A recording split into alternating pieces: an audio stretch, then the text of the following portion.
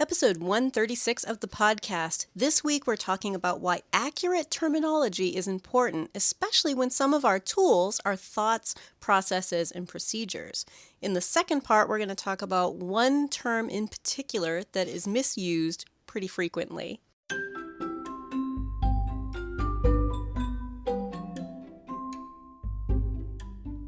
You're listening to the Creating Great Grooming Dogs podcast. I'm Chrissy Newmeyer-Smith. I'm a certified professional groomer, a certified behavior consultant for canines, a certified professional dog trainer, and the owner of Happy Critters in Nashua, New Hampshire. And this, my friends and colleagues, is the podcast where grooming and training meet.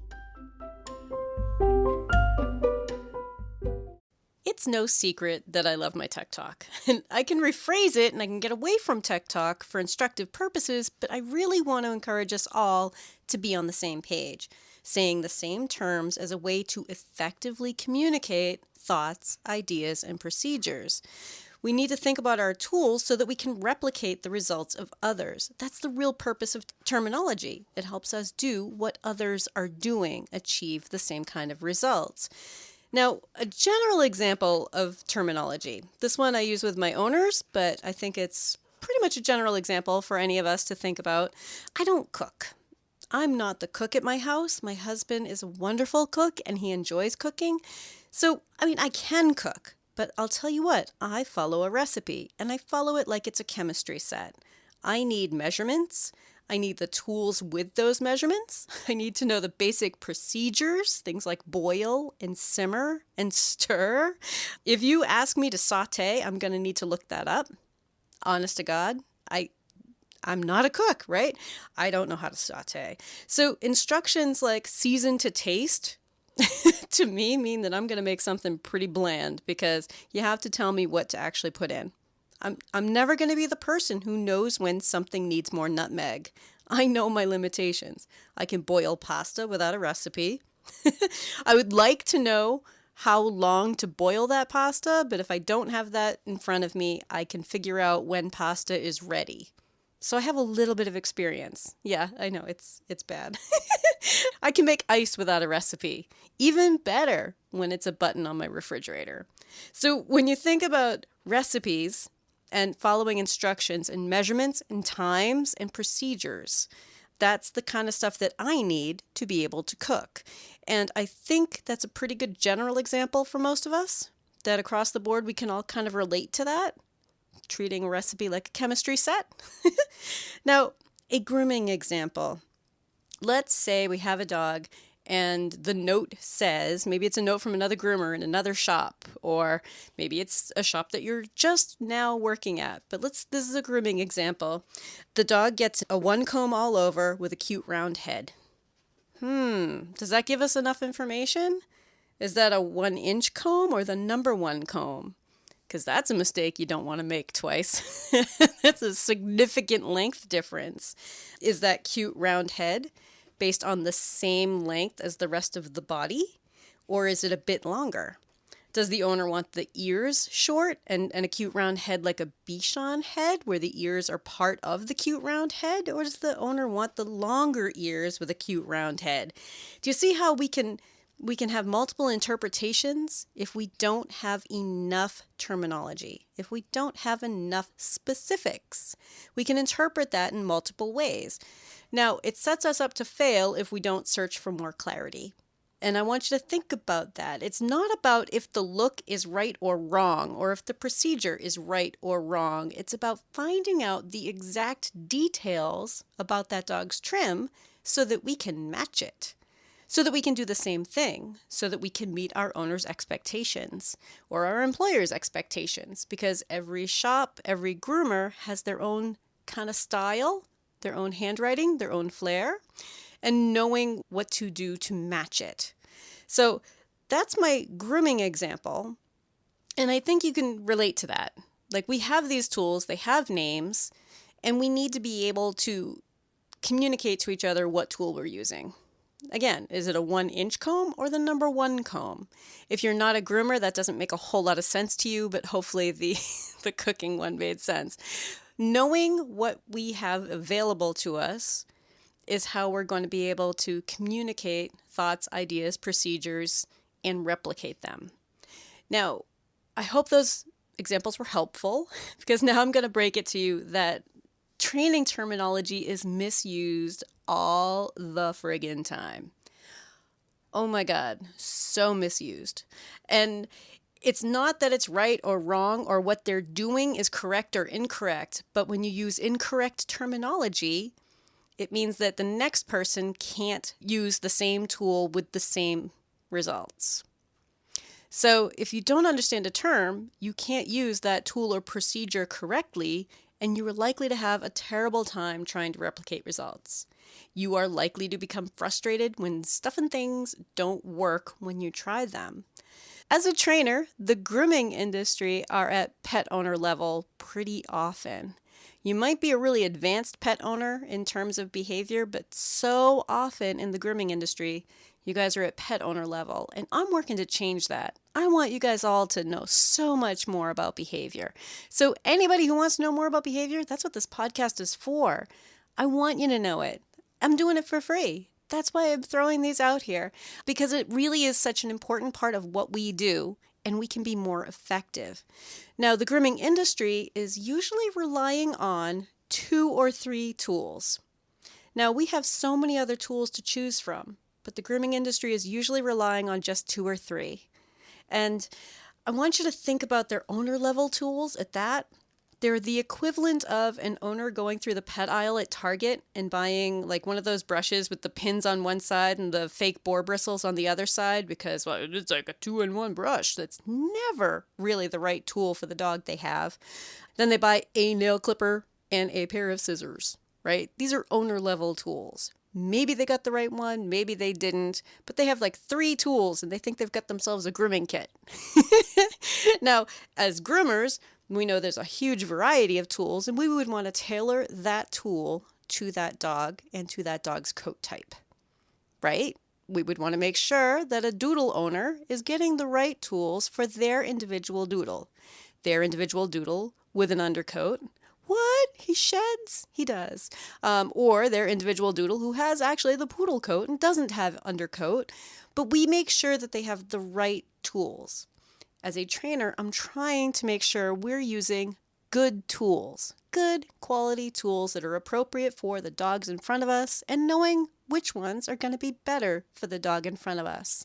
I want you to think about the grooming industry uses like 3 or 4. One of them is the stern no. We hear that a lot. That's the no, stern no. Okay, we're going to call that a training tool. Sure, but it's a pretty vague tool. It's that weird brush that's not right for anybody. It's not the right brush for any coat type, but it'll get you out of a bind. Yeah, the stern no. We also have the other tool, the good dog. Another tool, not really the best of tools, but it's kind of an owner level tool, right? The grooming industry uses it a lot. Now, the third tool that the grooming industry uses a lot of is the equipment used to restrain a dog so that we can get the job done. Just mechanical restraints and equipment. We use that a lot in our industry. Not a bad tool, depends on how you use it. We need more clarity to make sure that we're using it well and that we're getting the results that we want from it. Now, I've got to say, there's another one that we sometimes see. I'm seeing it more and more, and that's going to be the use of treats. But I'm going to say it's a random use of treats because it's not actually defined in training terms. I think that in the grooming industry, we're like, well, just, add cookies. We find situations, we start adding cookies without really thinking about what process we're using or defining it in training terms. So, for example, some uses of treats could be luring, bribes, classical conditioning uses treats pretty often, positive reinforcement, or negative punishment. Those are part of operant conditioning. Positive reinforcement, negative punishment could very often use treats. Those are just a few. There are many more uses of treats and ways that treats could be used in training. But they don't all give the same result. They don't all work on the same problem. And I find that using these really kind of vague training procedures isn't really helpful for us. So as we talk about terminology, it's really important that we all are understanding what the word means or the procedure, right? The difference between a boil and a simmer is similar to the difference between the 1-inch comb and the number 1 comb. You might have a shop that always calls a 1 comb a 1-inch comb, but you need to know. Just like the difference between a lure and a bribe could be really subtle. Sometimes people don't know that they're bribing their dog when they're trying to use a lure, or that they're luring a dog when they're trying to add a positive reinforcement. Knowing what these words mean is really important. And in the next part, I'm going to talk about one particular term that I find gets used inappropriately. It's a big misunderstanding that gets used all the time. All the time. We're going to talk about it more. If you're enjoying this podcast, please remember to subscribe so that you don't miss any episodes, and tell all of your friends. So the term that I hear used wrong all the time, so frequently, is the term negative reinforcement. And so I want to dig a little bit deeper into what reinforcement means and punishment means, and what positive and negative mean, because I think that it's really common for us to think that we're using those terms correctly because we see it written out someplace incorrectly. I'm not going to throw anybody under the bus. It's such a common one. So I'm just going to throw it out there that it's really common to have this term flip-flopped in our head, that we're not necessarily using it correctly. That means that if I tell my listeners, if I tell you guys that you can use a mixture of positive reinforcement and negative reinforcement at the same exact time, you have to know what negative reinforcement means. Because if you think that negative reinforcement is when we give a stern no, you cannot possibly do that while you're also giving positive reinforcement. A stern no is not negative reinforcement. But no, it is. No, it's really not. That's not what negative reinforcement means. It is so common, and it's my pet peeve, I gotta say. It just drives me a little bit crazy every time I hear it, because I'll have people say, but Chrissy, you know what I meant. And while I do know what you meant, you don't know how to use negative reinforcement the right way unless you understand what negative reinforcement means. So I can't communicate a different procedure for you if you think that a stern no is negative reinforcement. So reinforcement is when we are building or maintaining a behavior. This is something that we want. This is a behavior that we like, that we want to encourage, that we want to stay the same, that we want to build on, that we want to expand on. That's what reinforcement is. A stern no doesn't build behavior. Think about that for a minute. A stern no is never going to be a reinforcer. It's not reinforcing. It does not build or maintain the behavior that we do want. What do we want, and how are we going to build it? And we do that through reinforcement techniques. So positive reinforcement could be praise. Good dog, if a dog likes that enough to try doing the same thing again. But negative reinforcement has such a bad reputation amongst dog trainers, because negative reinforcement is when you remove something to establish pleasant. So what does that mean? So if I remember, actually, I think it was like one of the very first episodes of the podcast, so only about 2 years ago, that I was like, I really can't think of any examples of negative reinforcement in dog grooming. And wow, have I come a long way, because now all I can see are examples of negative reinforcement and what a powerful tool it is for us. Negative reinforcement when we're grooming very often is I have a dog's paw in my hand and I trim one toenail and they're being really, really good, and I set that foot back down and let go. It's backing off from something they thought was challenging as a reward for being good. And it's a powerful tool. However, the dog has to find that pleasant to continue to do that. That's negative reinforcement. The positive and negative in reinforcement building, right? The positive and negative are added or subtracted. They are algebraic, positive and negative. Something added would be positive reinforcement. Something removed would be negative reinforcement. Something removed, behavior increases or maintains. Positive reinforcement, something added, behavior increases or maintains. How cool is that? So now knowing that, if I said, while you're picking up a foot and that dog's being really, really good, the dog with notes all over the place about how he hates having his feet touched, you pick up a foot and he's being really good, and I tell you use positive reinforcement and negative reinforcement at the exact same time, what that would mean is, hey, good buddy, while you're putting the foot back down. How cool. And we do it all the time. In fact, if you get used to doing stuff like that, you're going to find that the dogs are responding well to it. It's a great tool. But if you're still thinking negative reinforcement is a stern no, you cannot possibly follow those instructions, right? If I told you use positive reinforcement and negative reinforcement at the exact same time while he's being good, you're holding his foot, everything in his history says he hates having his feet touched, and you're holding his foot and he's being good, use positive reinforcement and negative reinforcement at the same exact time, you'd need what? A second person saying bad dog while you say good dog? It doesn't make any sense. So, circle back. Reinforcement is about building behaviors. So what about the no, bad dog? Like the stern no. It's not about whether or not that's okay. It's about looking at the results and knowing what that procedure is. Punishments are for decreasing or eliminating behaviors that we don't want. So if we're focusing on a behavior we don't want, that would be a punishment mindset. What can I do to decrease and stop, diminish this behavior that I do not want? And again, positive and negative. What can I add to decrease this behavior? That's where the stern no might come in. What can I remove to decrease that behavior? That's where food might go away. There was food there, I was ready to give it to you, and at the last minute you did something I don't want. Like, food went away.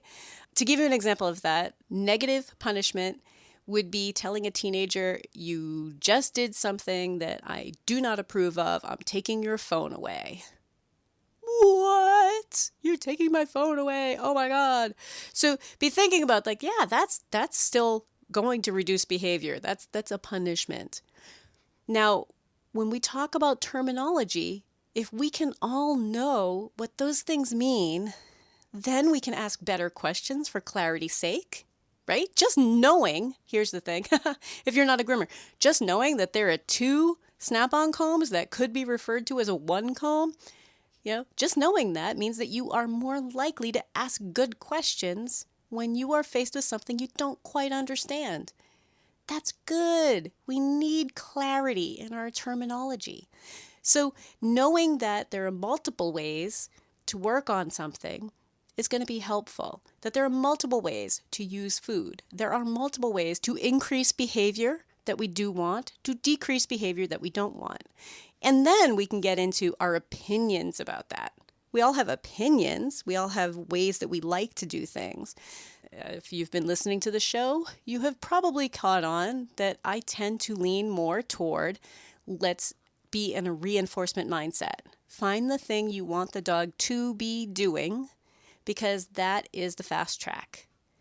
It's more specific. We're going to work toward calm, comfortable, cooperative. We're going to try to build a dog who feels like this is safe and this is okay and that there's nothing to be afraid of, there's nothing to rebel against, and good behavior follows because they feel safe and they're being calm and we're helping them be comfortable and we want them to cooperate. So I'm in the positive reinforcement mindset most of the time. I use a lot of negative reinforcement in grooming because what they're having trouble with is the fact that they find it unpleasant. I don't use negative reinforcement in other types of training. Like I wouldn't want my dog to sit so that something unpleasant stopped, right? That's not really how we use it. But in a situation where relief from the thing that we're doing can be a powerful tool, yes, we're going to use it a lot. It's a great tool. Why wouldn't we use that? We're going to stop doing it at some point anyway.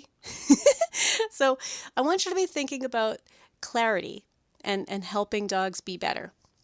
Now, If we are in a focused mindset of, I'm trying to decrease behavior, I don't want that, I don't want that, I don't want him to do this, I don't want him to do that, I want you to think about, here's a grooming example. A grooming example would be the customer who says, I don't want him shaved and I don't want him to look like a poodle. It's information, but it's not enough information. We want more clarity. I want to know more about what you do want. Well, we don't want his ears like they were last time. And that tells me something, but not enough. What do you want? Do you see how there are so many ways that we as groomers could fail to give the trim that they're looking for if what we're trying to do is stop doing? Like, oh, she doesn't want him shaved and she doesn't want him to look like a poodle and she doesn't want his ears like they were the last time. That's not clear information. So we need to give more information. We need to search out more information. And that's why I'm in a reinforcement mindset when I am working with the dogs. I want to encourage them to behave exactly the way I want them to behave, instead of worrying about all the things I don't want. Because I'll tell you what, same grooming example, if you know what comb would work well on that dog, what length they want, what look they want, if you kind of draw it out and talk to them and kind of show them on the dog's chin, so you're saying, if I take this part off, if I do this, if I do this, if I do this, and we work together, gain some clarity, you are likely to get that dog done the way they want, and then put it into notation that makes sense for another groomer so that you can replicate it next time. The same with our dogs. I want them to be encouraged to do the thing I want them to do. Do the thing I want you to do, which is basically calm, comfortable, and cooperative, and be good on the table, and relax with me and let me touch you with stuff and things. Let me reposition you when I need to. If I just try to focus on don't bite me, don't bark, don't twitch away, knock it off, it's going to take forever, right? It's almost like playing charades, How many different versions can this dog come up with that are incorrect? How many different trims could you do on that dog before the owner thought it was good? There are all sorts of things you could do aside from shaving and making them look like a poodle, which I use as an example. If you guys aren't groomers, I know most of my listeners are groomers. If you're not a groomer, you have no idea. We hear it all the time. Don't make them look like a poodle. Very few dogs are leaving looking like a poodle. I don't know what people think poodles look like, but we can't make that dog who's not a poodle look like a poodle even if we wanted to most of the time. So it's not really good, clear instructions. Clear instructions make such a tremendous difference. So anytime we hear someone saying, no, bad dog, I'm using negative reinforcement, think about it for a minute and go, you know what? I need to help that person understand that, no, you're trying to use positive punishment. That's not negative reinforcement. Negative reinforcement is an entirely different procedure, because we all can learn this together. The grooming industry needs this. The grooming industry needs to have more information about behavior, and I don't know why it hasn't happened sooner. I don't know, but I'm here throwing it out there for you guys every week. All right.